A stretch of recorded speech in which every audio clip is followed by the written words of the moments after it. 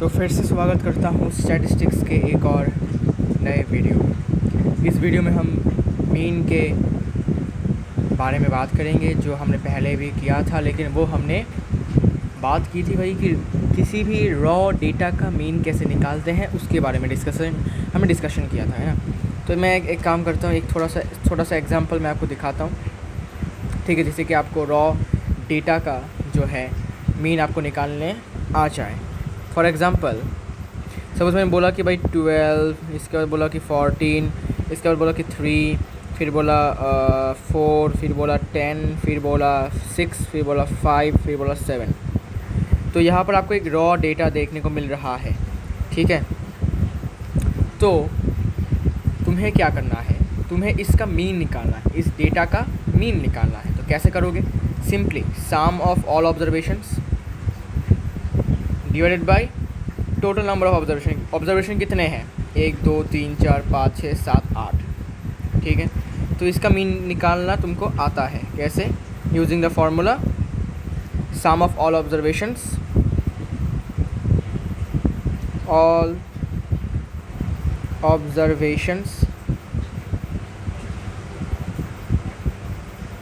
Divided by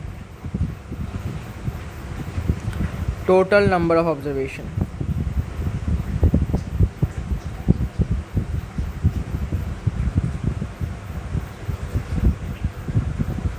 okay, तो सारे के सारे ऑब्जर्वेशन के वैल्यूज़ को प्लस करना है, सम करना है। 12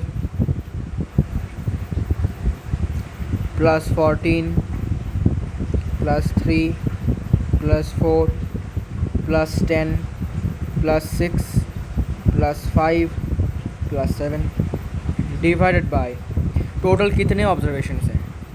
देखो, 1 है, 2 3 4 5 6 7 और 8। तो 8 ऑब्जर्वेशन टोटल, तो 8 से डिवाइड। तो सम कर लो। तो इन सब का सम करने के बाद तुमको मिल जाता है 61 और डिवाइडेड बाय 8, है ना। तो 61 को तुमको 8 से डिवाइड करना है। तो डिवाइड करने के बाद कुछ 7.625 इसका वैल्यू आएगा। ओके, तो इस डेटा का, इस रॉ डेटा का जो मीन होगा वो होगा 7.625, ठीक है भाई। आसान सा है। ये तो था भाई रॉ डेटा का, लेकिन रॉ डेटा का मीन निकालना बहुत आसान होता है, लेकिन जो ग्रुप्ड डेटा का मीन है वो निकालना जो है, निकालने के लिए बहुत सारे फार्मूलेस हैं। 3 फार्मूले हैं, देखो। एक डायरेक्ट मेथड वाला फार्मूला, एक स्टेप डेविएशन एज्यूम्ड मीन या फिर शॉर्टकट मेथड, तीसरा है स्टेप डेविएशन मेथड में। तो 3 फार्मूले हैं मीन के वैल्यूज़ को निकालने का, अगर वो ग्रुप्ड है, तो वो डेटा जो ग्रुप्ड है। ओके, तो आइए सबसे पहले हम डायरेक्ट मेथड के बारे में बात करते हैं। डायरेक्ट मेथड, नाम डायरेक्ट है और काम भी डायरेक्ट ही है, ठीक है। तो बस आपको प्रोसीड्योर देखना है कि कैसे करना है। तो मैं फार्मूला लिख देता हूँ। फार्मूला है कि भाई x बार मतलब mean equals to sigma f small i x small i मतलब सफिक्स में होगा। ओके, सफिक्स नहीं, subscript. Then again sigma fi, sigma मतलब समेशन ऑफ fi। तो ये करके दिखाऊंगा कैसे करना है, तो समझिए क्लियर आउट हो जाएगा। तो ये है अपना डायरेक्ट मेथड का मीन निकालने का फॉर्मूला। क्या है फॉर्मूला? समेशन मतलब क्या, sum of all the fi and xi and divided by summation of all the fi's। Okay, ठीक है भाई। देख लें एक एग्जांपल। जैसे कि सपोज एक एग्जांपल से शुरू करते हैं इसके। फाइंड द मीन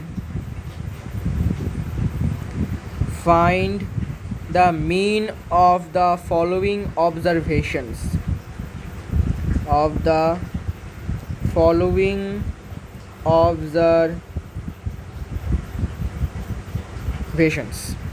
तो मैं यहाँ पर एक टेबल बना देता हूँ, जिससे कि अब क्लियर आउट हो जाएगा। ओके, अच्छा रुको, टेबल बनाने के लिए यहाँ पर इतना चाहिए नहीं, इतना चाहिए, इतना से हो जाएगा। ओके,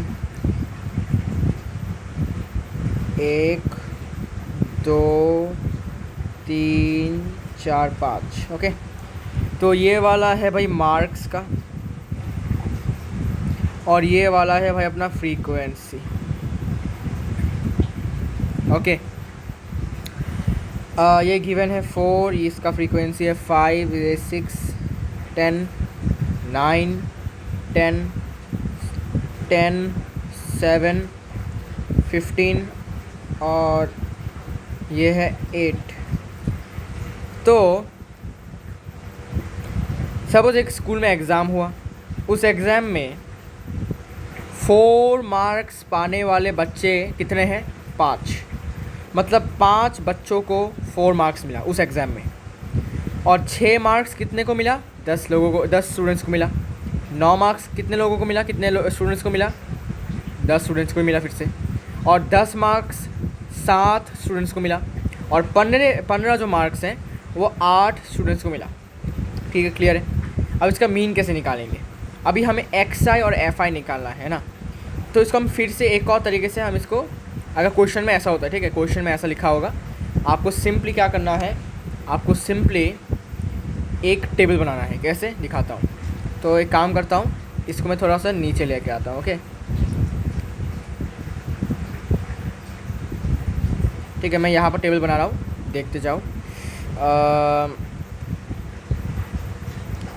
ज़्यादा बड़ा करने की ज़रूरत नहीं टेबल को, इतना 3 कॉलम का टेबल होगा। ओके, 3 कॉलम का टेबल होगा। यहाँ पर एक कॉलम और यहाँ पर एक कॉलम,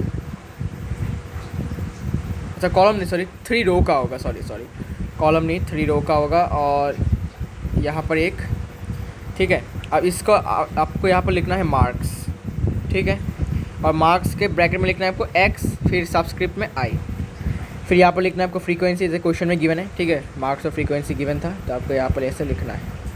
फ्रीक्वेंसी लिखकर आपको लिखना है f, सबस्क्रिप्ट में fi, फिर यहाँ पर आपको लिखना है xi इंटू fi। मतलब ये इस वाली चीज़ की बात कर रहा हूँ मैं, इस वाली चीज़ की। fi xi मतलब क्या? fi इंटू xi, ठीक है। ये मत सोचना कि fi xi कोई सिंबल है, ऐसा नहीं। fi के साथ xi को मल्टीप्लिकेशन करना पड़ेगा। ओके, तो कितने कॉलम से? 5 कॉलम से। मैं यहाँ पर भी 5 कॉलम्स बना लेता हूँ, 1 2 3 और ये 4 और ये 5। एक एक्स्ट्रा आपको बनाना पड़ेगा। ओके, मैं रीज़न बताऊंगा इसमें, आपको एक्स्ट्रा वाले में बस इतना करके आपको करना है। ओके, अच्छा रुको, मैंने इसको हटाया क्यों भाई? ज़रूरत है इसकी। अच्छा, तो क्वेश्चन में क्या था भाई? मार्क्स कितना है भाई? 4 है ना, 4 लिया, 4 6 9 10, 4 6 9 10 15, और यहाँ पर आपको लिखना है टोटल। ओके, ये वाला बक्सा है टोटल के लिए। 4 कितने को मिला? 5 10 10 7 8। अब क्या करना है?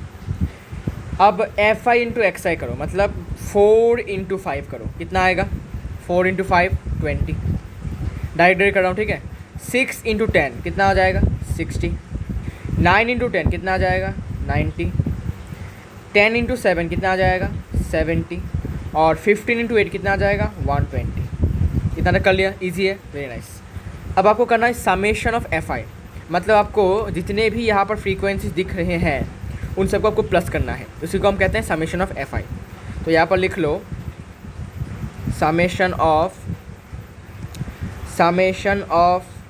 fi equals to 5 plus 10 15, 15 plus 10 25, 25 plus 7 32, 32 plus 8 40। तो समेशन ऑफ fi हो जाएगा 40, ऐसा लिखना है यहाँ पर। और यहाँ पर सिमिलरली आपको समेशन ऑफ fi xi लिखना है, मतलब यहाँ पर जितने भी आपके वैल्यूज़ दिख रहे हैं उन सबको प्लस करना है, वही होता है summation of fi xi। Okay, तो यहाँ पर भी फिर से आपको लिखना है summation of fi xi equals to, तो 20 plus 60 80, 80 plus 90 170, 170 plus 70 240, 240 plus 120 is 360। Okay, तो summation of fi xi will be 360। हो गया। तो हमें डायरेक्ट फार्मूला के अनुसार बस ये वैल्यू और ये वैल्यू चाहिए था, हमें मिल गया। अब आराम से हम इसका मीन निकाल सकते हैं ना। हम अभी इसका मीन आराम से, अच्छा ये आंसर है, दिस इज़ द आंसर। ये क्वेश्चन आएगा इतना। नाउ देयरफॉर एक्स बार मतलब मीन क्या होगा, मीन होगा, फार्मूला लिखना मत भूलना, ठीक है। क्वेश्चन में आंसर में भी आपको फार्मूला लिखना ही पड़ेगा। एफ आई फार्मूला लिखने का आपका अलग से मार्क्स मिलता है। F I X I divided by summation of F I है ना, summation of F I X I divided by summation of F I. Summation of F I X I कितना है 360 और समेशन ऑफ एफ आई कितना है 40, divide कर दो तो आंसर होता है 9। Okay, so this is the mean marks और you can say average marks among the following observations. ठीक है, मतलब कि जितने भी बच्चे हैं उनको 9 से कम या फिर उससे ज़्यादा आसपास मार्क्स मिला है, ठीक है ना। अच्छा, तो ये ऐसे आपको मीन निकालना है, ठीक है। ये तो ईजी था। ओके, एक और आपको मैं करके दिखाता हूँ। ये थोड़ा अलग टाइप का क्वेश्चन है, आपको मैं करके दिखाता हूँ। रुको, सब एक क्वेश्चन आया। अच्छा, क्वेश्चन 1 था ना, हाँ। इसको तुम क्वेश्चन 1 मार्क कर लो एग्जाम्पल की तरफ से, और इसको तुम क्वेश्चन 2 मार्क कर लो। इसमें बोला है कि if mean of the following distribution, mean of the following distribution is 6, मतलब मीन ऑलरेडी गिवन है, मीन का वैल्यू ऑलरेडी गिवन है तुम्हारे पास, मतलब ऑलरेडी तुम्हारे पास है। तुम्हें क्या निकालना है, find the value of P. ठीक है, मैं को बक्सा देता हूँ, मतलब जो अपना क्वेश्चन है उसमें इनकम्प्लीट क्वेश्चन है ये, इसको मैं पूरा कर देता हूँ। रुको, ये लो, इसमें भाई 1 2 और 3 4 5 हो गया। ये है भाई अपना एक्स आई गिवन है और ये अपना सपोज एफ आई गिवन है। 2 3 3 2 6 3 10 और ये 1, और यहाँ पर गिवन है p + 5 डिवाइडेड, और नीचे 2 डिवाइडेड नहीं है, सॉरी। अच्छा, अब आप इसका मीन, अच्छा इसका p का वैल्यू कैसे निकालना है, तो अभी आपको इसको रीराइट करना पड़ेगा फिर से, मतलब फिर से आपको थोड़ा सा ग्रुप बनाना पड़ेगा, है ना। फिर से आपको एक कॉलम बनाना पड़ेगा ऐसा, 3 रो वाला कॉलम, सॉरी टेबल, सॉरी क्या बोल रहा हूँ यार। यहाँ पर होगा एक्स आई, ये वाला होगा एफ आई का, और ये थर्ड वाला होगा F I X I. This will be x I, it will B F I, it will B x I into F I, या फिर एफ आई इंटू एक्स आई। कितने कॉलम से, 5 कॉलम से। क्वेश्चन में तो मैं 5 कॉलम से बनाऊँगा, एक एक्स्ट्रा बनाऊँगा, याद रखो, एक्स्ट्रा फॉर टोटल। ओके, ये बनाया, अरे ये तो ज़्यादा क्लोज हो गया, इसको यहाँ लेता हूँ। 3 4 1 2 3 4 5, ठीक है। टोटल के लिए इतना ज़्यादा स्पेस ज़रूरत है नहीं ना। फर्स्ट लिख लेते हैं फिर से, 2 3 6 10 p + 5, और एफ आई में 3 2 3 1 2, है ना।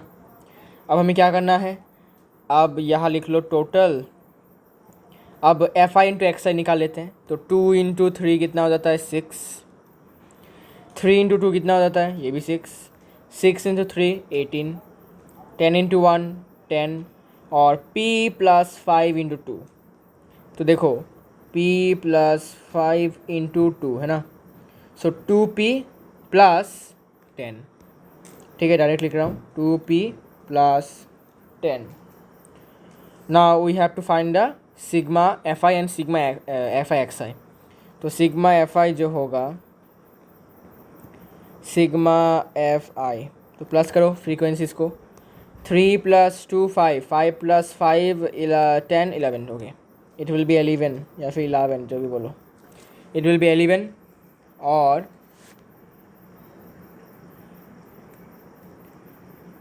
अभी क्या करना है, सिग्मा एफ आई एक्स आई करना है ना, निकालना है इसको। Sigma F I X I, F I X I. So 6 + 6 12, 12 + 18 30, 30 + 10 40, 40 + 10 50, so 2p + 50। ठीक है, 2p के साथ तो कोई प्लस होगा नहीं क्योंकि वो तो वेरिएबल में है ना, तो 2p + 50 इतना आ गया। अब हमें मीन निकालना पड़ेगा, मीन निकालते हैं चलिए। Therefore x bar equals to, formula क्या था, फॉर्मूला था भाई अपना ई sigma F I X I divided by sigma F I. अरे अरे ये तो गड़बड़ है, अरे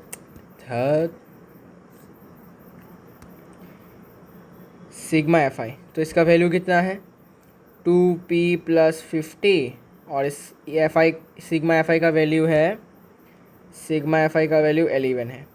लेकिन भाई साहब अपने पास तो मीन ऑलरेडी गिवन है क्वेश्चन में, कितना, if the mean of the following observation is 6, तो मीन ऑलरेडी गिवन है, तो लिख लो यहाँ पर x bar equals to 6 already given. ठीक है, यहाँ पर लिखो but x bar equals to 6 it is given, तो इसका मतलब 6 equals to 2p + 50 divided by 11। तो यहाँ से क्रॉस मल्टीप्लिकेशन होकर 66 इक्वल्स टू 2p + 50, और ये माइनस होकर 16 इक्वल्स टू 2p, और यहाँ से p का वैल्यू आ जाता है 8। सो this is the value of 8, sorry p। ठीक है, तो p का वैल्यू निकालने का तरीका है क्या कि आपको मीन तो निकालना ही पड़ेगा, बिना मीन निकाले आप नहीं कर सकते उसको। ओके ओके, अब ये क्वेश्चन बहुत कॉमन मतलब आया था CBSE 2020 में, ये क्वेश्चन आया था, तो मैं आपको बता देता हूँ क्या है क्वेश्चन। क्वेश्चन ये है, if the mean of the first n natural numbers, if the mean of first n natural numbers is 15, then find n। ये CBSE 2020 वाला क्वेश्चन है, मतलब CBSE 2020 में ये क्वेश्चन आया था। So if the mean of the first n natural numbers is 15, then find n। बोला है कि अगर फर्स्ट n नेचुरल नंबर्स का अगर मैं मीन निकालूँ, मतलब एवरेज निकालूँ, तो मुझे 15 मिल रहा है। तो उस नंबर ऑफ मतलब कितने ऐसे नेचुरल नंबर्स हैं, ऐसे भी कह सकते हो क्वेश्चन को, कि कितने ऐसे नेचुरल नंबर्स हैं जिनका मीन अगर करता हूँ तो मुझे 15 मिलेगा। ठीक है, तो मुझे बताओ पहले कि नेचुरल नंबर्स क्या क्या होते हैं 1 से लेकर काउंटिंग करते करते। तो नेचुरल नंबर्स होता है, natural numbers n natural numbers कहाँ से स्टार्ट होगा 1, 2, 3, 4 अप टू n। मतलब हमें नहीं पता भाई कितना तक है ना। और क्वेश्चन में ऑलरेडी मीन गिवन है, ऑलरेडी x बार गिवन है, कितना 15। ठीक है, लेकिन फिर भी हम मीन का और एक फॉर्मूला यूज़ कर सकते हैं, ठीक है ना, मीन निकालने के लिए। बट x बार का फॉर्मूला क्या था, सम ऑफ ऑल ऑब्जर्वेशंस। अब बोलोगे भाई ये तो रॉ डेटा का फॉर्मूला है, ये यहाँ पर क्यों लग रहा है, बिकॉज मेरे भाई ये रॉ डेटा है, ये जो डेटा मिल रहा है ये रॉ डेटा, ये टेबुलर फॉर्म में नहीं है। तो हम यहाँ पर रॉ डेटा का फॉर्मूला यूज़ करेंगे, टेबुलर वाला फॉर्म मतलब ग्रुप डेटा वाला हम यहाँ पर यूज़ नहीं करने वाले हैं। ओके, तो x bar equals to sum of all observation divided by total number of observations. अब सम ऑफ ऑब्जर्वेशन मतलब क्या, हमारा ऑब्जर्वेशंस क्या क्या है, हमारा ऑब्जर्वेशन है भाई 1, 2, 3, 4 लेकर n तक, हमें नहीं पता भाई n कितना तक है। ठीक है, तो हमारा ऑब्जर्वेशन ये है, तो इस सारे के सारे ऑब्जर्वेशन को हमने प्लस करना है, सम करना है। तो 1 + 2 + 3 + 4 + अप टू n, है ना। इतना तक प्लस किया, n तक प्लस किया, n मतलब कुछ भी हो सकता है, हमें नहीं पता कितना तक है। अब टोटल नंबर ऑफ ऑब्जर्वेशंस कितने हैं, ये बहुत लोग कंफ्यूज हो जाते हैं, भाई टोटल नंबर ऑफ ऑब्जर्वेशंस कितने हैं। यहाँ पर कितने नेचुरल नंबर्स का मीन किया गया था, n, ठीक है। मतलब नंबर ऑफ ऑब्जर्वेशंस कितने होने चाहिए भाई, n होना चाहिए, तभी तो जाकर इसका मीन 15 आएगा, ठीक है। तुमने नेचुरल नंबर्स का सम किया, तुम्हारा लास्ट नेचुरल नंबर n है, ठीक है। n number of natural numbers है, n number of natural numbers है, तो टोटल नंबर ऑफ ऑब्जर्वेशन कितने होने चाहिए, n ही होना चाहिए, बिकॉज तुमने n नेचुरल नंबर्स का सम किया, तब जाके तुमको मीन 15 मिला। n नेचुरल नंबर्स का सम किया, कितने नेचुरल नंबर का सम किया, n, तो यहाँ पर टोटल नंबर ऑफ ऑब्जर्वेशन कितने हो गए, n। Total number of observations का मतलब होता है कि तुमने कितने नंबर्स को लिया है, मतलब कितने नंबर्स उस ग्रुप उस डेटा में प्रेजेंट है। तो यहाँ पर कितने नंबर्स प्रेजेंट है हमें नहीं पता, हमने इसको n माना, क्वेश्चन में भी n ही गिवन है, so total number of observation will be what, n, okay.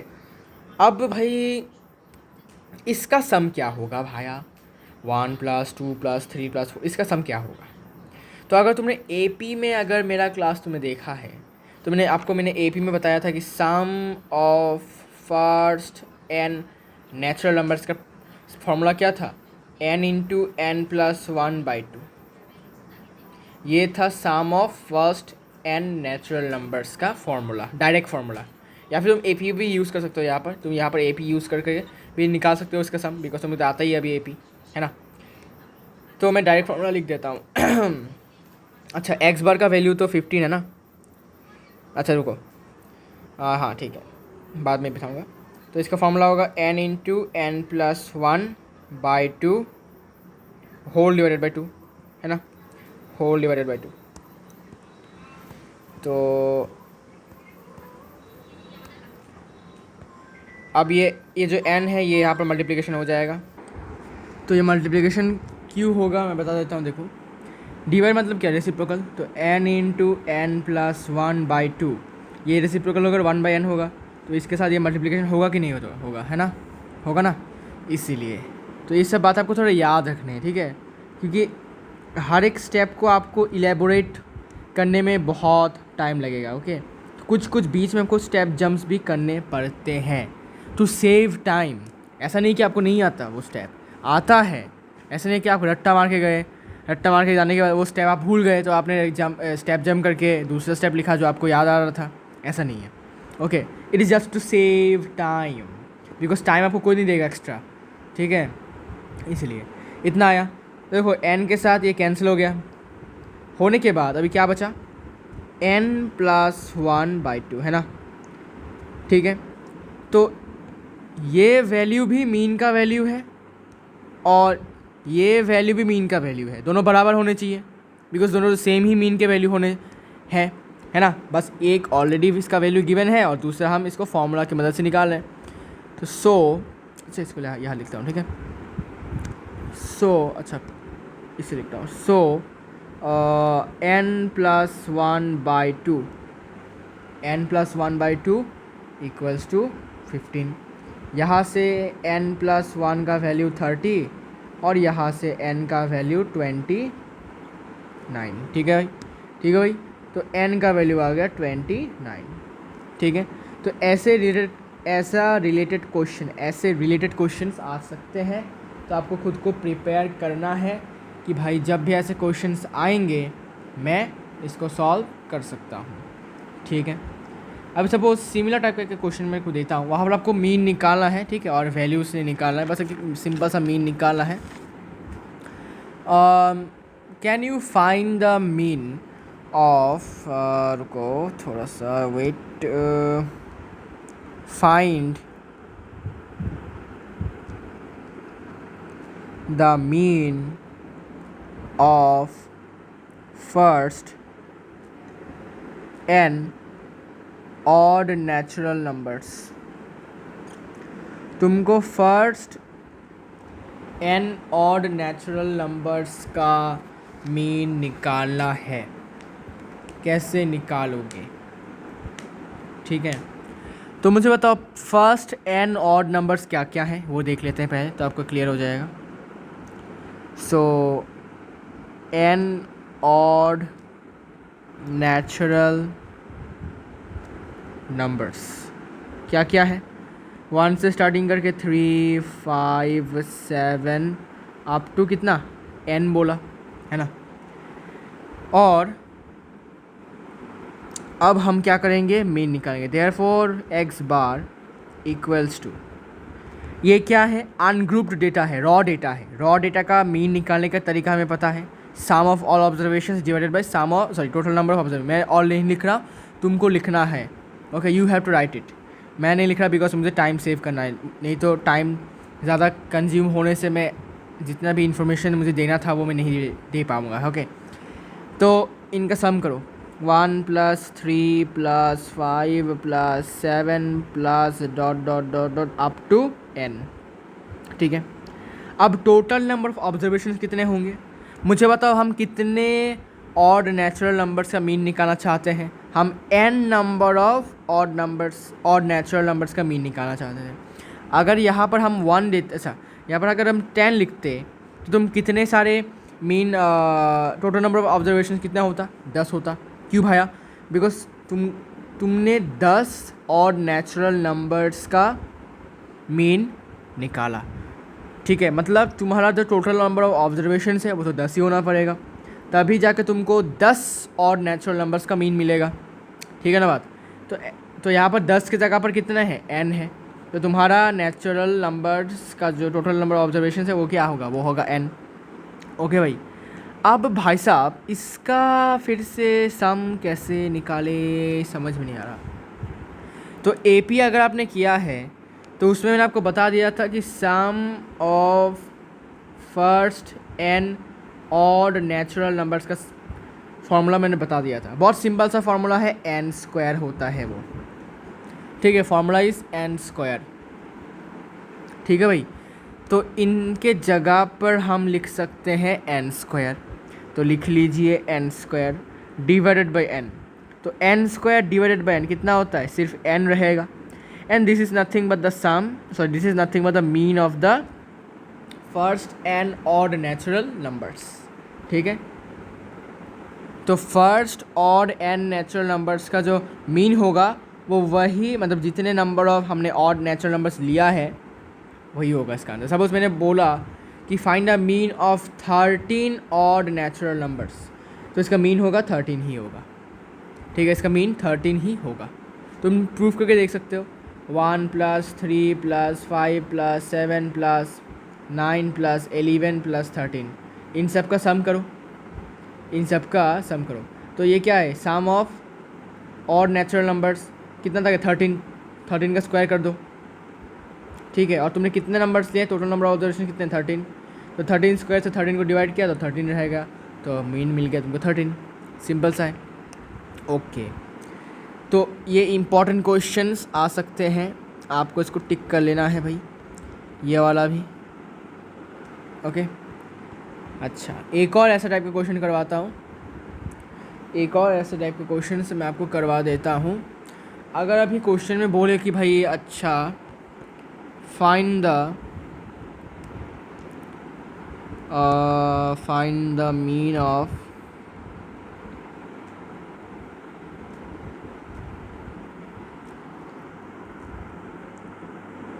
first n even natural numbers, इसका आंसर कैसे निकालोगे तुम। बोला है कि first n even natural numbers का तुमको मीन निकालना है, मतलब एवरेज निकालना है ना। तो तुम्हें क्या करना है, सिंपली तुमको लिखना है n इवन नेचुरल नंबर्स क्या क्या है। स्टार्टिंग कहाँ से होगा, 2 से होगा, 2, 4, 6 अप टू कितना n है ना। अब इसका हम मीन निकाल लेते हैं, x bar equals to sum of all observations divided by total number of observation.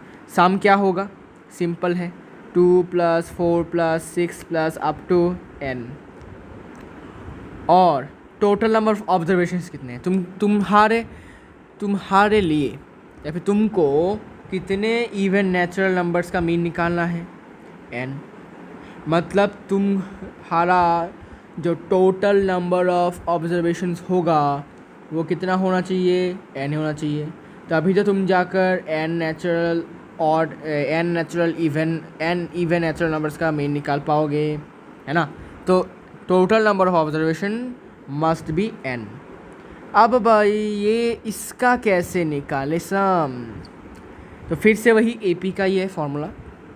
अगर तुमने AP को ध्यान से पढ़ा हो तो उसमें मैंने बता दिया था कि sum of first n even numbers का फॉर्मूला था n इंटू n प्लस 1, ये फॉर्मूला था। तो बिठा दो भाई साहब, n into n plus 1 divided by n। तो कैंसिल करने के बाद आंसर आएगा n प्लस 1। तो n number of even natural numbers का अगर मीन होगा तो वो कितना होगा, n प्लस 1। ठीक है, अच्छा तो ये भी एक इम्पॉर्टेंट क्वेश्चन था, टिक कर लो, जो करना है कर लो, अच्छे से एकदम बढ़िया तरीके से मार्क कर लो।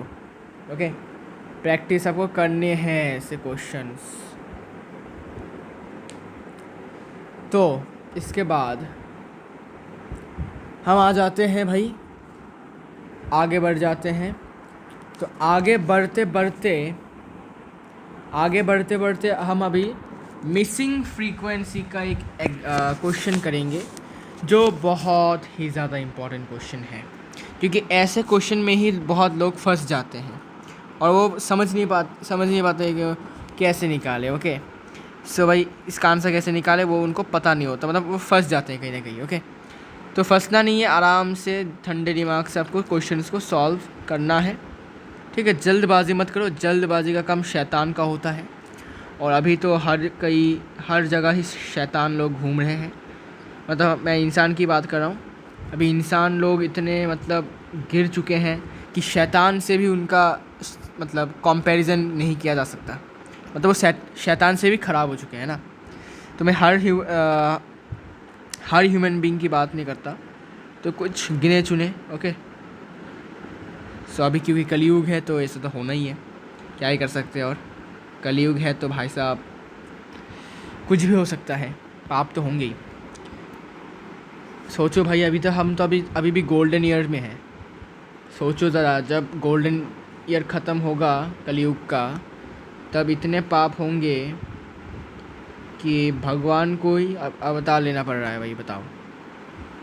मतलब कितना अमाउंट में हम पाप करने वाले हैं। हम नहीं, हमारे जो जितने भी लोग हैं, क्या पता, हम तो कर ही रहे हैं पाप।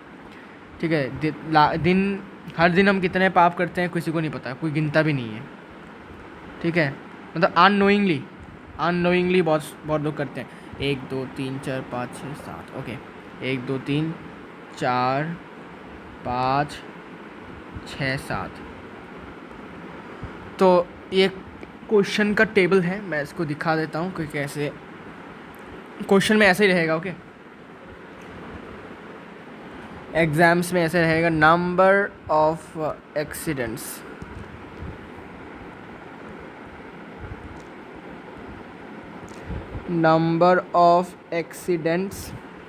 और यहाँ पर है फ्रीक्वेंसी। ओके, मतलब हर दिन कितने एक्सीडेंट्स होते हैं। तो 0 एक्सीडेंट्स होने वाले केसेस 46 हैं। ठीक है, और 1 एक्सीडेंट होने वाला केस हमें नहीं पता, हमें निकालना है इसका फ्रीक्वेंसी। और 2 होने वाले में भी हमें नहीं पता कितने, मतलब हर दिन 2 एक्सीडेंट होते हैं क्या, अगर होते हैं तो कितने होते हैं वो निकालना है। ओके, 3 एक्सीडेंट्स हर दिन 25 होते हैं। 4 एक्सीडेंट्स हर दिन 10 होते हैं। 5 एक्सीडेंट्स हर दिन 5 होते हैं। ओके, सबसे पर्टिकुलर लोकेलिटी में या फिर पर्टिकुलर स्टेट में नहीं बोलूँगा, स्टेट तो बहुत बड़ा होगा, पर्टिकुलर एक रीजन में। ओके, तब अच्छा होगा, क्योंकि भाई एक स्टेट में एक दिन में तो लाखों एक्सीडेंट्स हो रहे हैं ना। तो एक लोकेलिटी या फिर एक रीजन में बोलूँगा तो अच्छा होगा। और एक पार्ट में लिखा रहेगा भाई टोटल, और यहाँ पर 200 लिखा रहेगा। इसका मतलब क्या है, ये टोटल किसका है? ये टोटल एक्चुअली इस फ्रीक्वेंसी का है। मतलब इन फ्रीक्वेंसी को अगर हम सबको प्लस करेंगे मतलब सिग्मा एफ आई का जो वैल्यू है वो 200 ऑलरेडी क्वेश्चन में गिवन है। और एक चीज़ क्वेश्चन में गिवन है कि जो मीन है वो ऑलरेडी क्वेश्चन में गिवन है 1.46, ये मीन है वो ऑलरेडी क्वेश्चन में गिवन है। तो क्या क्या गिवन है वो लिख लेते हैं, वो ज़रूरी है क्या क्या गिवन है। तो सबसे पहले गिवन लिखते हैं। गिवन में सबसे पहले sigma F I equals to 200 given है और एक्स बार मतलब मीन ऑलरेडी गिवन है कितना 1.46। ओके, अब हमें क्या करना है, हमें इसका वैल्यू और इसका वैल्यू निकालना है, मतलब दो फ्रीक्वेंसीज निकालने हैं। तो हमने इसको मान लिया फ्रीक्वेंसी 1 F1 और इसको हमने मान लिया फ्रीक्वेंसी 2। ओके, तो इसको हमने फ्रीक्वेंसी 1 और फ्रीक्वेंसी 2 मान लिया है। तो इसको हमने मान लिया F1 और इसको हमने मान लिया F2। F1 F2 कुछ भी लिख सकते हो। ओके, F1 F2 भी लिख सकते हो या फिर XY कुछ भी ले सकते हो। ओके, लेकिन आपको डिफरेंट वेरिएबल्स लेने हैं। ओके, सेम वेरिएबल तो होगा नहीं। ओके, इसके बाद समेशन ऑफ Fi का वैल्यू ऑलरेडी 200 गिवन है। ठीक है, इसका मतलब this plus this plus this plus this plus this plus this equals 200। So you can write it like that. It also implies 46 plus F1 plus F2 plus 25 plus 10 plus 5 equals 200। ठीक है, because ये जो value है और ये जो value है दोनों तो बराबर ही है, बिकॉज ये वैल्यू भी सिग्मा एफ आई है और ये वैल्यू भी सिग्मा एफ आई का ही वैल्यू है ना। तो दोनों तो बराबर ही होने वाले हैं। यहाँ से तुमको मिल जाएगा F1 plus F2 equals to 200 में से अगर 46 प्लस 45 ओके 45 प्लस 46 हो जाता है अपना 91। रुको थोड़ा सा वेट 15 प्लस 25 होता है 86 आता है ना 86। ओके चलो भाई प्लस ही कर लेते हैं, माइंड में नहीं हो रहा। 46 plus 25 71 plus 10 81 plus 5 86। Okay nice, 86 होगा इसका। ओके, तो 86 माइनस करने के बाद ये होगा अपना यहाँ पर 4 और यहाँ पर 9 तो 114। ओके 114। अच्छा, तो हमें एक इक्वेशन मिल गया है, देख सकते हो, linear equation in two variable F1 plus F2 equals to 114। तो मैं इसको इक्वेशन 1 मान लेता हूँ, ठीक है, अभी के लिए। ठीक है, ज़रूरत पड़ेगा बाद में। ठीक है, इसके बाद हम क्या करने वाले हैं, हम करने वाले हैं कुछ तरकीब लगाने वाले हैं। अब देखो यहाँ पर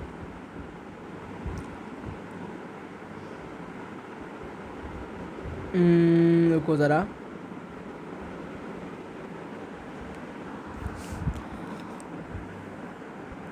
हम अभी एक टेबल बनाने वाले हैं। ओके, टेबल के बिना ये पॉसिबल नहीं है। ओके, तो हम इस छोटा सा टेबल बना लेते हैं। यहाँ पर 3 रोज़ का टेबल होगा, यहाँ से फिर यहाँ से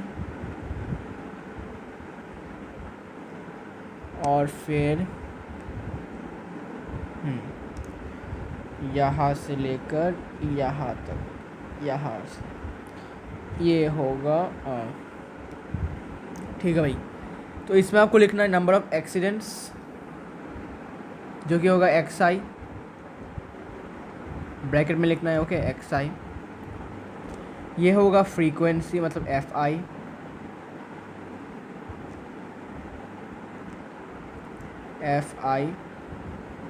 और ये होगा XI इंटू FI। क्यों ऐसा, बिकॉज ये क्या है, ग्रुप्ड डेटा है।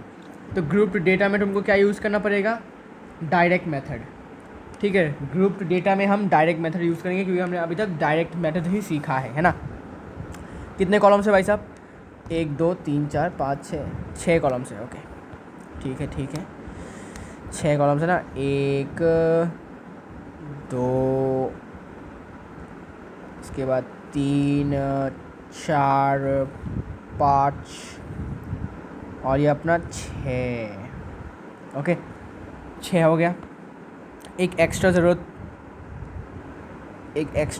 ज़रूरत है इतना तक इतना तक इतना तक और इतना तक। ये भाई साहब लग गया। ठीक है अच्छा जब लिख लेते हैं भाई क्वेश्चन में क्या क्या गिवन है लिख लेते हैं जी। 0 1 2 3 4 5 और ये टोटल वाला सेक्शन। ओके 46 इसको लिख लो F1, इसको लिख लो F2, ये 25 ये 10 और ये 5। ओके तो सिग्मा FI ऑलरेडी क्वेश्चन में गिवन ही है। सिग्मा FI ऑलरेडी क्वेश्चन में गिवन है। सिग्मा FI ऑलरेडी क्वेश्चन में 200 गिवन है। हमें अभी सिग्मा FI करना है ना। सॉरी सिग्मा FI है नहीं, पहले FI करते हैं इसका और सिग्मा करेंगे। तो XI इंटू FI 46 इंटू 0 कितना 0। F1 इंटू 1 कितना आ जाता है F1। F1 इंटू 2 तो हो जाएगा 2F2। F2 इंटू 2 2F2 है ना। इसके बाद 3 इंटू 25 75 प्लस 4 इंटू 10 40 और ये 5 इंटू 5 25। ठीक है अभी सिग्मा FI कर लेते हैं। तो सिग्मा FI के लिए सबको सम करना पड़ेगा, सिंपल सी बात है। FI equals to F1 plus 2F2 ये पहले लिख लेते हैं तो इजी है। F1 प्लस 2F2 प्लस अभी इनका प्लस कर देते हैं 75 प्लस 40 115 प्लस 25 तो हो जाता है 140 है ना। तो it will B 140 plus F1 plus 2F2 हो गया। अब मीन का फॉर्मूला क्या है मुझे बता सकते हो। मीन का फॉर्मूला है therefore mean x bar equals to sigma FI XI divided by sigma FI।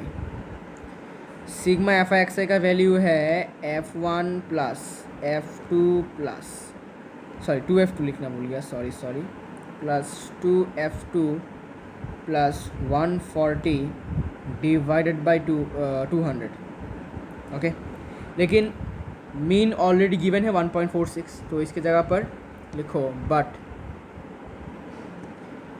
x bar equals to 1.46 already given. So इसका मतलब 1.46 और F1 plus 2F2 plus 140 divided by 200 बराबर होंगे। अभी इसके साथ इसका मल्टीप्लिकेशन होगा तो मल्टीप्लिकेशन होने के बाद पॉइंट हट जाएगा। हटने के बाद ये हो जाएगा ये हटेगा। हटने के बाद 100 से हटेगा तो ये 29 और ये 292 इतना ही आता है इसका। 292 माइनस 140 और बाकी का F1 प्लस 2F2 ऐसे रखता हूँ। ठीक है तो माइनस करने के बाद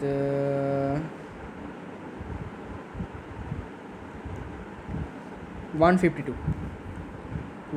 equals to F1 plus 2F2। इसको तुम इक्वेशन 2 मान लो भाई आराम से है ना। तो पहले हमने इक्वेशन 1 यहाँ पर माना था, यहाँ पर इक्वेशन 2 माना। अभी दोनों को हम क्या कर सकते हैं एलिमिनेशन मेथड से कर सकते हैं। तो 1 माइनस 2 कर दो। 1 कितना है भाई साहब F1 plus F2 equals to 140 था क्या 114 और यहाँ पर F1 plus 2F2 equals to 152। Minus करो ये माइनस साइन चेंज हो जाएगा ना। तो ये सेम ये कैंसिल, ये -F2 रहेगा और ये होगा -38, माइनस माइनस कैंसिल, तो यहाँ से F2 का वैल्यू आ जाता है 38। ठीक है, तो एक फ्रीक्वेंसी तो मिल गया, अब दूसरा भी निकाल लेते हैं आराम से। तो तुम कोई सा भी इक्वेशन में पुट कर सकते हो, मैं इक्वेशन 1 में पुट कर देता हूँ। इक्वेशन 1 क्या था, F1 प्लस 38 हो जाएगा F2 की जगह पर, इक्वल्स टू 114। यहाँ से F1 का वैल्यू आ जाता है 76। ठीक है भाई, 76। तो यहाँ से F1 और F2 दोनों का वैल्यू आ जाता है, और ऐसे आपको मिसिंग फ्रीक्वेंसीज वाला क्वेश्चन को अटेम्प्ट करना है। ठीक है, एकदम अच्छे से, एकदम ध्यान से, एकदम ठंडे दिमाग से आपको उसको कॉलम बनाना मत भूलना। कॉलम बनाना इज़ मस्ट, क्योंकि बिना कॉलम के आप FIX नहीं कर सकते हैं ना। अब जो बात है वो बात है भाई कि शॉर्टकट मेथड और है स्टेप डेविएशन मेथड। ये यूज़ क्यों होता है पहले ये जान लेते हैं, वाई इट इज़ यूज्ड। इसके बिना क्या हम डायरेक्ट मेथड से ही सारे के सारे क्वेश्चंस नहीं कर सकते थे क्या हम डायरेक्ट मेथड से ही सारे के सारे क्वेश्चंस नहीं कर सकते हैं क्या? कर सकते हैं, हम कर सकते हैं, लेकिन कैलकुलेशन बहुत बड़ा आएगा, तो टाइम भी बहुत ज़्यादा लगेगा कैलकुलेशन करने में। तो उसी कैलकुलेशन को कम करने के लिए स्टेप डेविएशन और एज्यूम्ड मीन मेथड को इंट्रोड्यूस करवाया गया, वरना हम डायरेक्ट मेथड से सारे के सारे क्वेश्चंस कर सकते थे। ठीक है, तो हमने तो अभी ग्रुप डेटा का थोड़ा सा पार्ट किया, कौन सा, हमने डिस्क्रीट फ्रीक्वेंसी टेबल किया। अब हम कंटिन्यूअस और या फिर कह सकते हो ग्रुप्ड फ्रीक्वेंसी टेबल का करते हैं एग्जाम्पल। ठीक है, तो एक एग्जाम्पल देखो। तो मैं एक डायरेक्ट क्वेश्चन में, और क्वेश्चन नहीं लिख रहा, मैं डायरेक्ट इसका कॉलम बना लेता हूँ। ठीक है, तो कॉलम कुछ ऐसा है, इतना तक है ना। हाँ, बीच में से ये मिडल लाइन और इतना तक, 1 2 3 4 5 6 7 8, 1 2 3 4 5 6 7 8 हो गया भाई। इसमें लिखो एक्सपेंडिचर, खर्चा पानी, कितना खर्चा वर्चा हुआ है, एक्सपेंडिचर, और यहाँ पर फ्रीक्वेंसी। ओके, यहाँ पर अभी जो मैं देने वाला वो सारे के सारे क्लास इंटरवल के रिलेटेड है, बिकॉज हम अभी करने वाले हैं कंटिन्यूअस या फिर ग्रुप्ड फ्रीक्वेंसी टेबल, तो उसमें क्लास इंटरवल होता है। ओके, सो 100 से लेकर 150 तक, फिर 150 से लेकर 200 तक, फिर 200 से लेकर 250 तक, फिर 250 से लेकर 300 तक, फिर 300 से 350 तक, फिर 350 से 400 तक, फिर 400 से 450 तक, फिर 450 से 500 तक। ओके, इसका मतलब 100 रुपये से 150 रुपये के बीच में जो खर्चा होता है, 24 लोग इतना खर्चा करते हैं, 40 लोग इसके बीच में खर्चा करते हैं, 33 लोग इसके बीच में करते हैं, 28 इसके बीच में, 28 30 22 16 और ये 7 है ना। तो तुम्हें बताना है find the average expenditure, find the average expenditure. ठीक है, मैं ज़्यादा क्वेश्चन लिखा नहीं बिकॉज एग्जाम्पल ही है, वैसे भी तो एक्सरसाइज में हमें करने वाले हैं। ओके, अब इसको करिए कैसे, सिंपल है, बहुत सिंपल है, लेकिन थोड़ा स्टेप्स ज़्यादा है, मतलब एज्यूम्ड में और स्टेप डेविएशन में स्टेप्स ज़्यादा है, तो तुमको बहुत सारे कॉलम्स बनाने पड़ेंगे। ओके, तो मैं तुमको अभी से बता रहा हूँ कि बहुत सारे कॉलम्स बनाने पड़ेंगे, तो अच्छा सा जगह वगह बना लो भाई। मैं यहाँ से शुरू कर रहा हूँ एकदम, ठीक है, एकदम यहाँ से शुरू कर रहा हूँ बिकॉज मैं रिक्स नहीं लेना चाहता भाई, क्या पता शॉर्टेज हो जाए मेरा। ओके, तो सबसे पहले यहाँ पर होगा तुम्हारा क्लास इंटरवल। ठीक है, यहाँ पर होगा फ्रीक्वेंसी, और यहाँ पर एक नया चीज़ ऐड होगा जो कि है क्लास मार्क। ठीक है, यहाँ पर एक नया चीज़ ऐड होगा जो कि होगा क्लास मार्क। फिर यहाँ पर एक और नया चीज़ होगा जो एज्यूम्ड मीन के खातिर यूज़ करेंगे, जो अभी मैं आपको नहीं बता रहा हूँ। ठीक है, अभी के लिए मैं पहले क्लास मार्क तक बताता हूँ। ओके, तो यहाँ पर लिख लो एक्सपेंडिचर,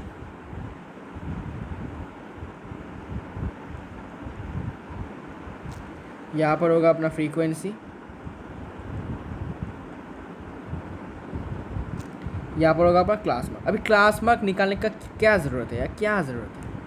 बिकॉज तुम देख रहे हो तुम्हारा ऑब्जर्वेशन दो है भाई, ऑब्जर्वेशन दो है वैल्यूज़। देखो 100 भी है, मतलब 100 से लेकर 150 के बीच में है ऑब्जर्वेशन, तो कोई सा भी वैल्यू हो सकता है। तुम कौन सा वैल्यू लोगे, तुम कौन सा वैल्यू लोगे?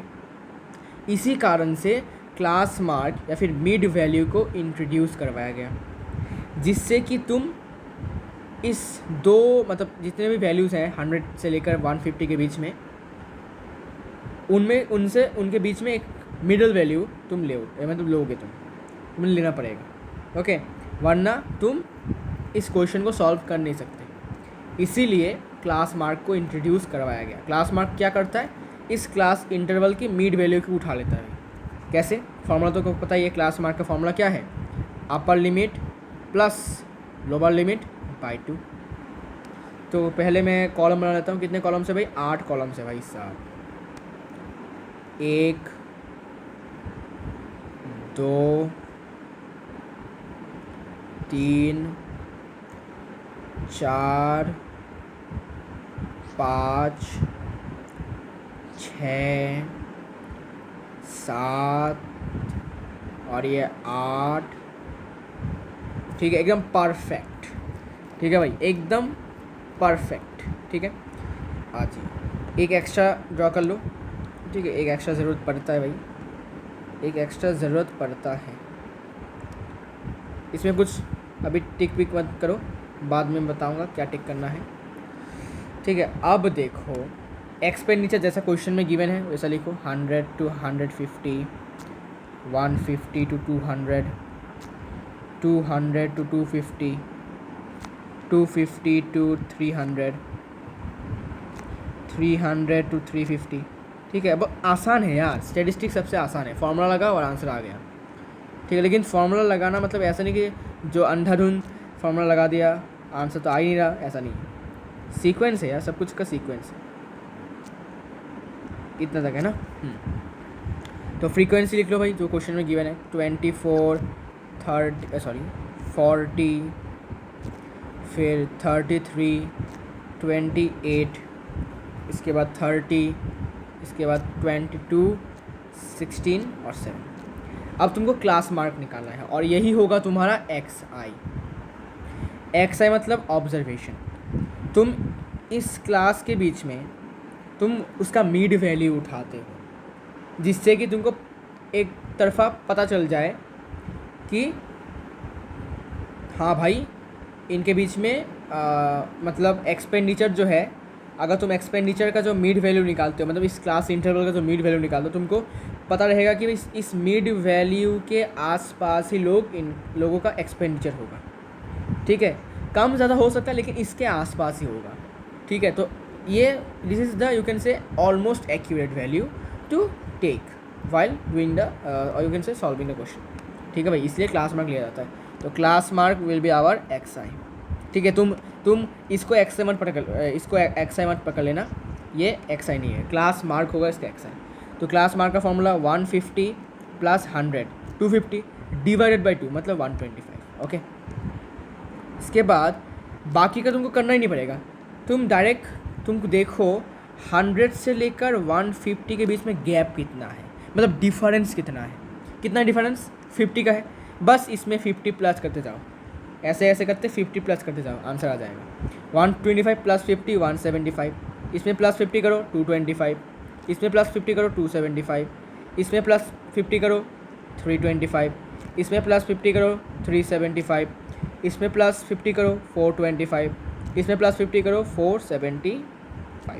ठीक है, ये टेक्निक है, तुमको बार बार ऐसा करना नहीं पड़ेगा कि 200 प्लस 150 350 डिवाइडेड बाई 2 175। अरे करने की ज़रूरत नहीं है यार, सिंपली गैप देखो, पहला वाला निकालो, बाकी में वही गैप प्लस करते जाओ और आपका क्लास मार्क हाजिर है। अब अगर तुमको एज्यूम्ड मीन करना है, मैं फॉर्मूला बता दूंगा, चिंता मत करो। अगर तुमको एज्यूम्ड मीन निकालना है तो तुमको फॉर्मूला पता लगाना पड़ेगा। और फॉर्मूला क्या है आइए देखते हैं। फॉर्मूला कुछ ऐसा है, एज्यूम्ड मीन मेथड, जिसको हम शॉर्टकट मेथड भी कहते हैं, ठीक है। तो मैं इसको एज्यूम्ड मीन कहता हूँ, अच्छा लगता है मुझे, ओके। फॉर्मूला कुछ ऐसा है, X bar equals to capital A plus summation of F I D I divided by summation of F I. तो एज्यूम्ड मीन का जो फॉर्मूला है, एज्यूम्ड मीन का जो फॉर्मूला होती वो क्या होती, ए प्लस मतलब capital A plus sigma F I D I divided by sigma F आई। और यह जो सिग्मा एफ आई है हर जगह कॉमन है, मतलब मीन के फॉर्मूला में हर जगह ये आता ही है, ये वाला चीज़, ओके। अब ये ए क्या है, here A means assumed mean, यहाँ पर ए का मतलब है एज्यूम्ड मीन, ए का मतलब है एज्यूम्ड मीन। एज्यूम मतलब क्या, एज्यूम मतलब हम इसको मान के चलते हैं भाई, जैसे हम एजम्पशन करते हैं, एजम्पशन मतलब क्या, हमने इसको मान लेते भाई ये कुछ होगा, ठीक है ना। जैसे मान दे सपोज हमने एज्यूम किया कि मेरा जो क्या बोलते हैं इसको, दोस्त है वो बोर्ड्स में अच्छा मार्क्स लाएगा, एज्यूम किया हमने। एज्यूम मतलब जैसे प्रेडिक्शन टाइप, ठीक है, मान लेना कुछ भी चीज़ को, वो सही है गलत है वो फ़र्क नहीं पड़ता, वो चीज़ अगर गलत भी हो फ़र्क नहीं पड़ता, लेकिन हमने इसको एज्यूम किया है। प्रेडिक्शन नहीं बोलूँगा, prediction will be wrong word. Assume मतलब तुमने इसको मान लिया भाई, तुमने इसको कंसिडर किया कि भाई हो सकता है गलत भी हो सकता है, लेकिन कोई बात नहीं, हम इसको एज्यूम करते हैं कि भाई ठीक है तुम हो उसका हकदार, ओके। तो ए का मतलब यहाँ पर एज्यूम्ड मीन है, और एफ आई डी आई का मतलब तो यहाँ पर मिल ही जाएगा, ओके। तो अब देखो तुमको डी आई कैसे निकालना है, डी आई कैसे निकालना है, डी आई निकालने की जगह रखता हूँ थोड़ा सा। Now the thing required is D I, ये है अपना डी आई।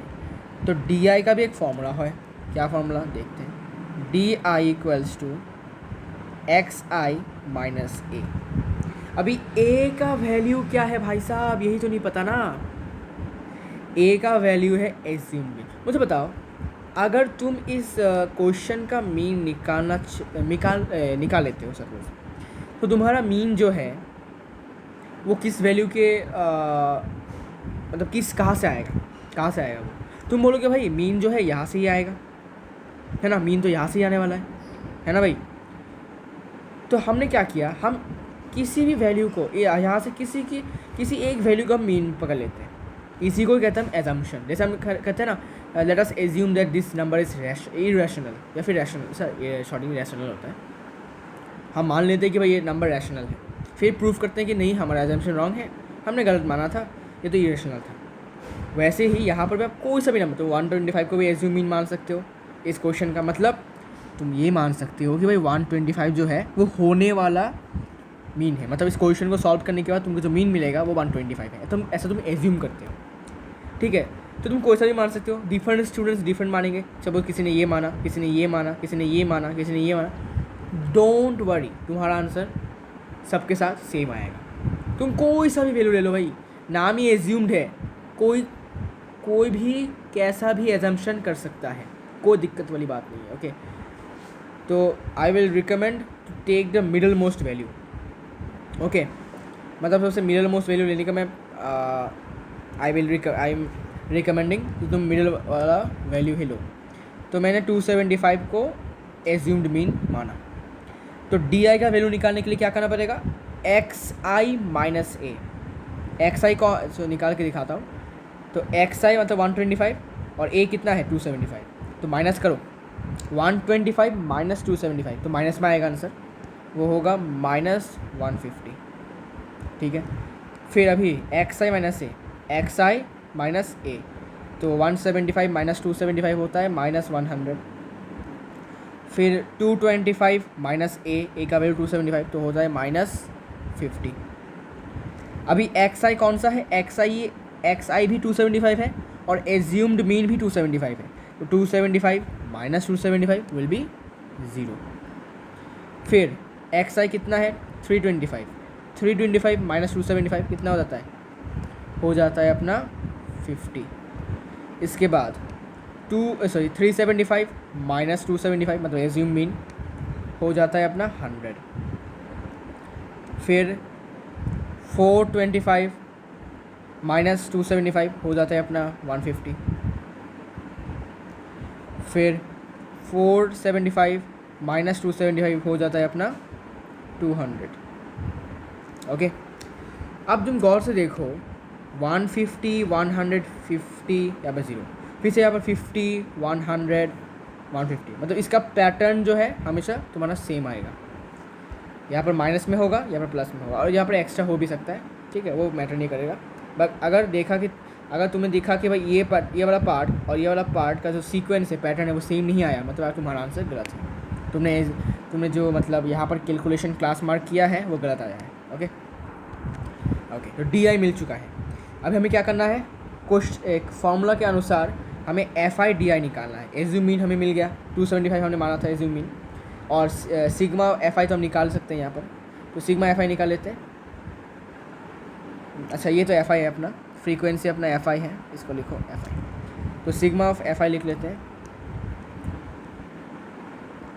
हटो ये लो, यहाँ पर लिखते हैं सिग्मा ऑफ एफ आई, तो प्लस कर दो इनको, 24 प्लस 40 प्लस 33 प्लस 28, इनको प्लस करने के बाद तुमको मिल जाएगा sigma F I as sigma F I. तो इसका समेशन करने के बाद आता है 200। ओके, 200 आता है। अब क्या, अब तुमको एफ आई डी आई निकालना है, तो तुमको और एक कॉलम चाहिए होगा एफ आई डी आई के लिए। F I into D I,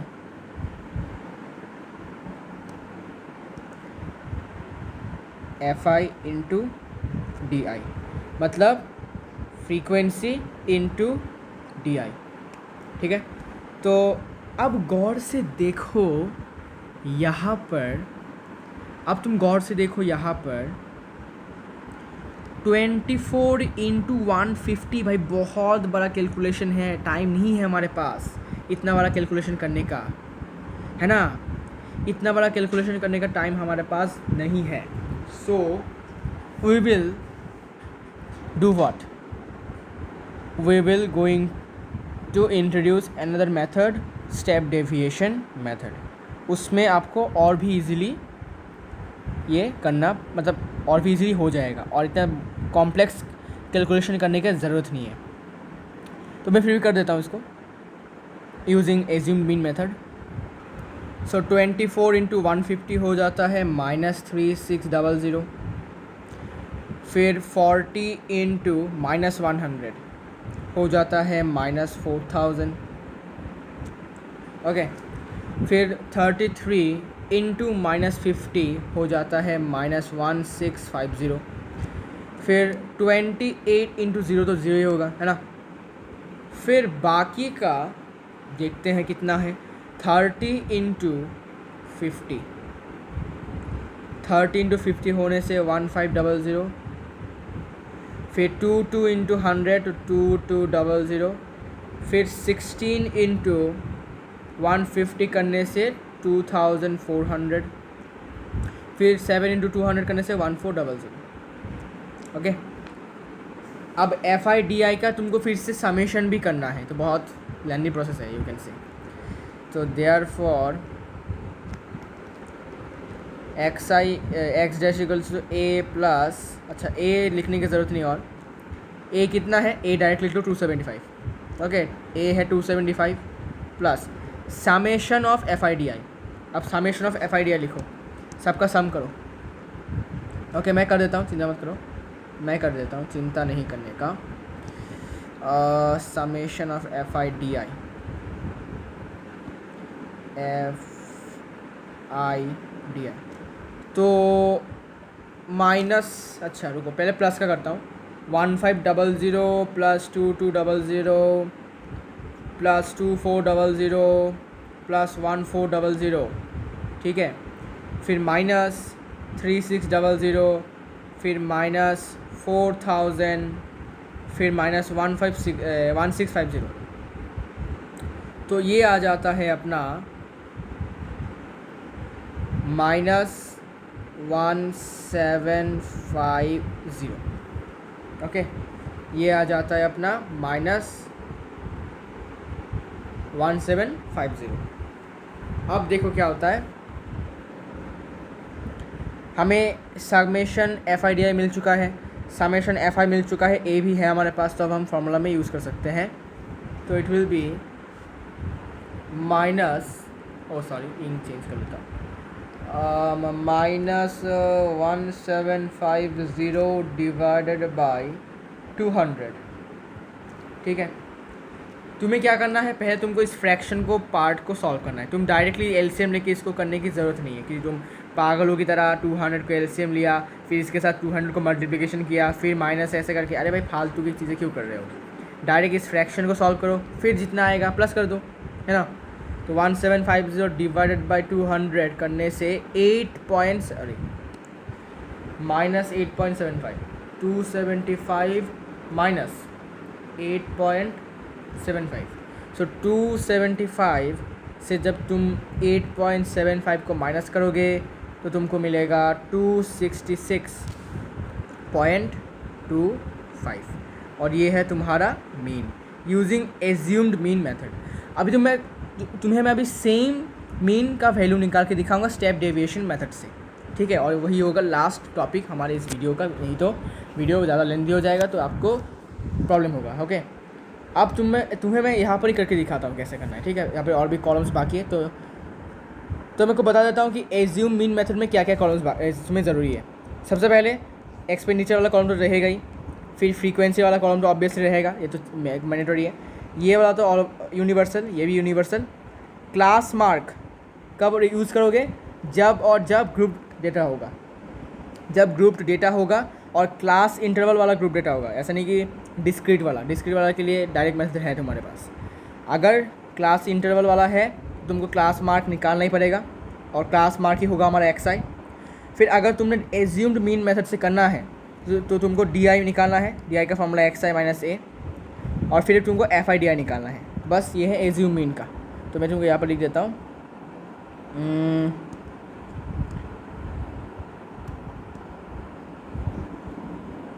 इतना तक एज्यूम मीन मेथड के लिए चाहिए होता है, ठीक है।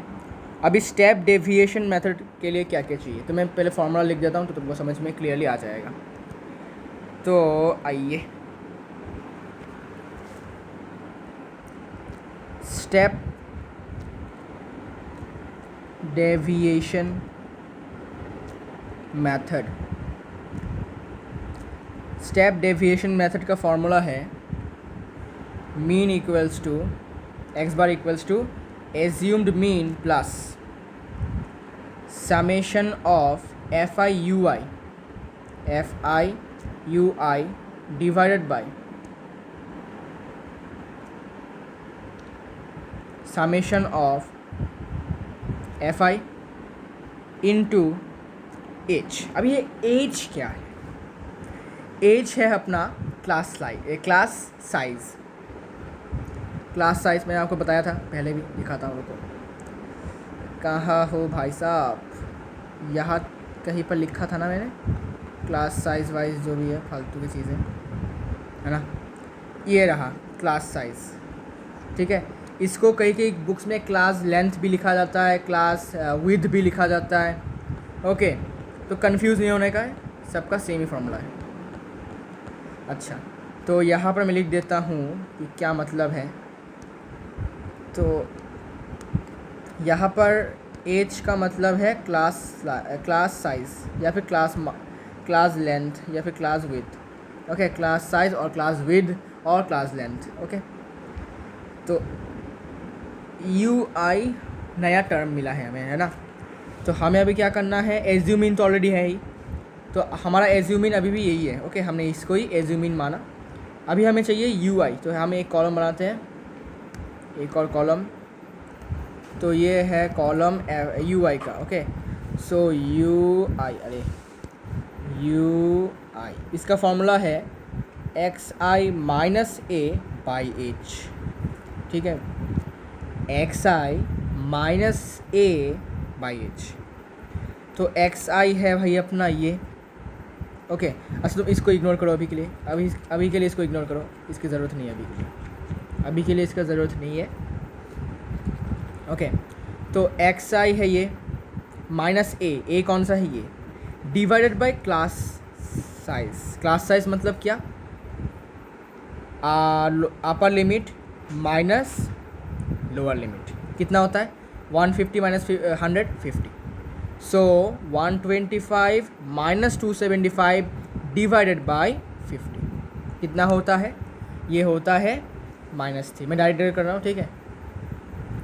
फिर 175 माइनस 275 डिवाइडेड बाई फिर से 50। देखो क्लास साइज हमेशा यहाँ पर कांस्टेंट है, class size is always constant, यहाँ पर भी 50 है, यहाँ पर भी 50 है।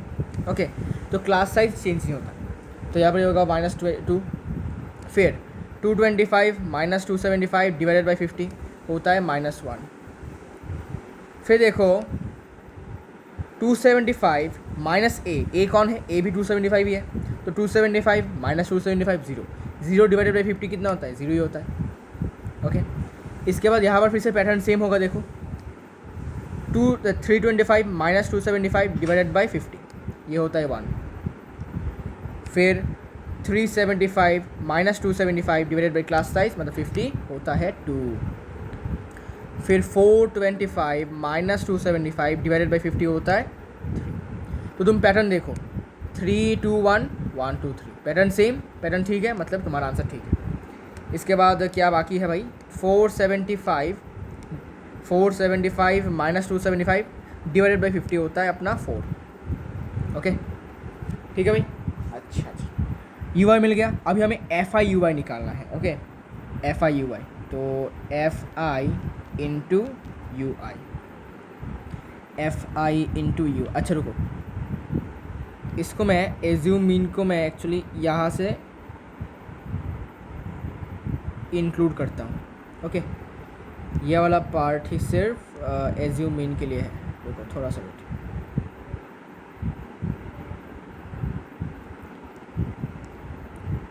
ये वाला पार्ट तुमको एज्यूम मीन में मेनली करना पड़ेगा, ठीक है। और ये जो 3 पार्ट्स हैं, ये जो 3 रोज़ हैं, ये हर क्वेश्चन के लिए है, हर ग्रुप्ड क्वेश्चन के लिए है, जो कि कंटिन्यूअस फ्रीक्वेंसी टेबल में है, मतलब क्लास इंटरवल के साथ हो।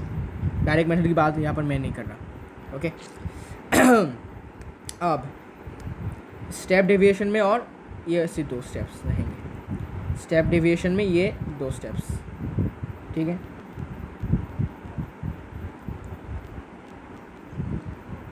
ओके, तो एज्यूम मीन में तुमको ये 2 एक्स्ट्रा कॉलम, और स्टेप डेविएशन में ये वाला नहीं है। ओके, स्टेप डेविएशन में ये वाला नहीं है, और एज्यूम मीन में भी ये वाला नहीं है।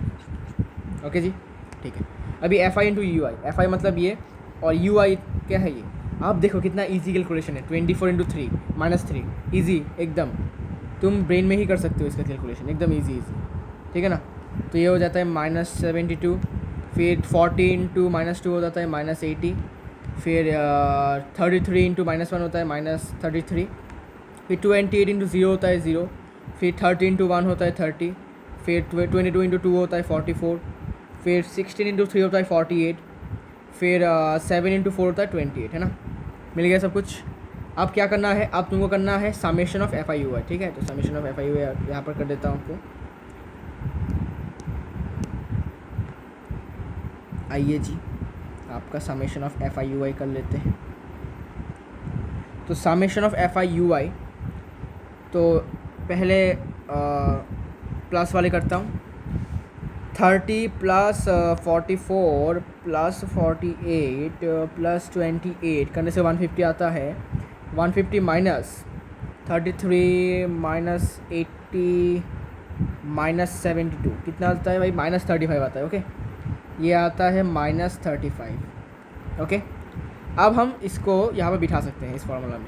आइए, अच्छा, तुम यहाँ पर लिख लो क्लास साइज़, यहाँ पर क्लास साइज़ 50 है, ओके, यहाँ पर क्लास साइज़ 50 है इस वाले केस में, इस क्वेश्चन वाले केस में। ओके, डिफरेंट क्वेश्चन में डिफरेंट क्लास साइज़ होगा, ऐसा नहीं कि हमेशा 50 होगा। अच्छा, तो क्वेश्चन को सॉल्व करते हैं अभी। देयर फॉर एक्स डैश मतलब मीन, अरे यार, इक्वल्स टू ए कितना है, ए तो सेम ही अपना 275 है, तुम चाहो तो चेंज करके लिख सकते हो, तुम्हारी मर्जी, plus summation of F I you कितना आया था हमारा -35 बाई ई एफ आई कितना, समेशन ऑफ एफ आई कितना है 200 ऑलरेडी है, इनटू एच कितना है 50, कैंसिल किया, सो 275 -35/4। अब क्या करेंगे, बहुत लोग क्या करेंगे, एलसीएम लेंगे, इसके साथ 4 को मल्टीप्लिकेशन करेंगे, फिर माइनस करेंगे। अरे भाई फालतू की चीज़ें मत करो, 35 से 4 को डिवाइड कर दो, ईजी हो जाता है और भी। तो 35 से जब तुम 4 को डिवाइड करोगे तो तुमको मिल जाएगा 275 -8.75, और 275 से तुम 8.75 को माइनस करोगे तो तुमको कितना मिलेगा, 266.25। मिल गया ना आंसर, देखा, स्टेप डेविएशन मेथड से भी मिल गया आंसर और एज्यूम्ड मीन से भी आंसर मिल गया। ठीक है, तो मैं आपको रिकमेंड करूँगा भाई स्टेप डेविएशन मेथड से ही करो। इसमें देखो कैलकुलेशन कितना आसान है, देखो कितना छोटा छोटा नंबर है, देखो 24 × 3, बचपन मतलब ईजी है। लेकिन तुम जब एज्यूम मीन से करोगे, देखो 24 × 150, भाई साहब कितना बराबर आए हुए है ना। इसीलिए स्टेप डेविएशन मेथड और भी ईजी मतलब अच्छा है कैलकुलेशन को करने के लिए। Okay, so this is nothing but two various methods to find the mean of group data. Direct method हो गया, डायरेक्ट मेथड के बाद, ऐसा डायरेक्ट मेथड कहाँ लिखा था मैंने, बाप रे, डायरेक्ट मेथड कितना है, ऊपर है, यहाँ पर है ना।